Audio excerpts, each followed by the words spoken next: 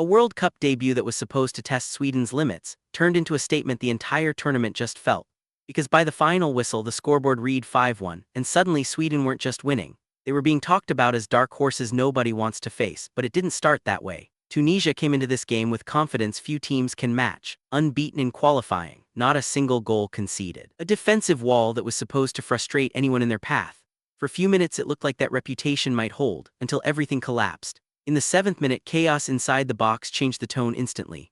A long ball wasn't dealt with, panic followed, and the loose ball fell perfectly to Yasin Ayari. One clean strike from outside the box later and Sweden were ahead.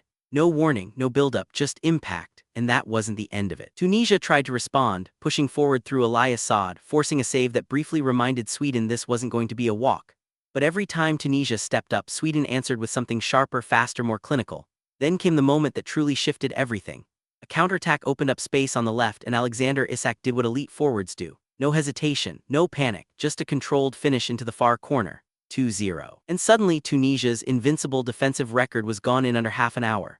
But just when it looked like Sweden might run away with it, Tunisia hit back, a cross into the box, a perfectly timed header from Omar Rakik, and just before halftime it was 2-1. For a brief moment belief returned, the stadium shifted, the pressure changed sides, and that's what made the second half so brutal, because Sweden didn't panic, they waited. Then came the mistake. A loose touch outside the box, a moment of hesitation from Tunisia's captain Yasin Ayari, and Alexander Isak was on it instantly. One press, one win, one pass, and Viktor Gyökeres finished it like it was training ground routine. 3-1, game-breaking moment. From there it stopped being a contest. Substitutions changed the rhythm completely. Mattias Svanberg came on and immediately made an impact, with Sweden's movement tearing gaps open everywhere. Then Ayari struck again, his second goal, as Tunisia's defense completely fell apart in the closing stages. And just like that, 5-1, no late comeback, no final push, just control, punishment, and efficiency. The final whistle didn't just confirm a win, it raised a question the entire World Cup now has to answer.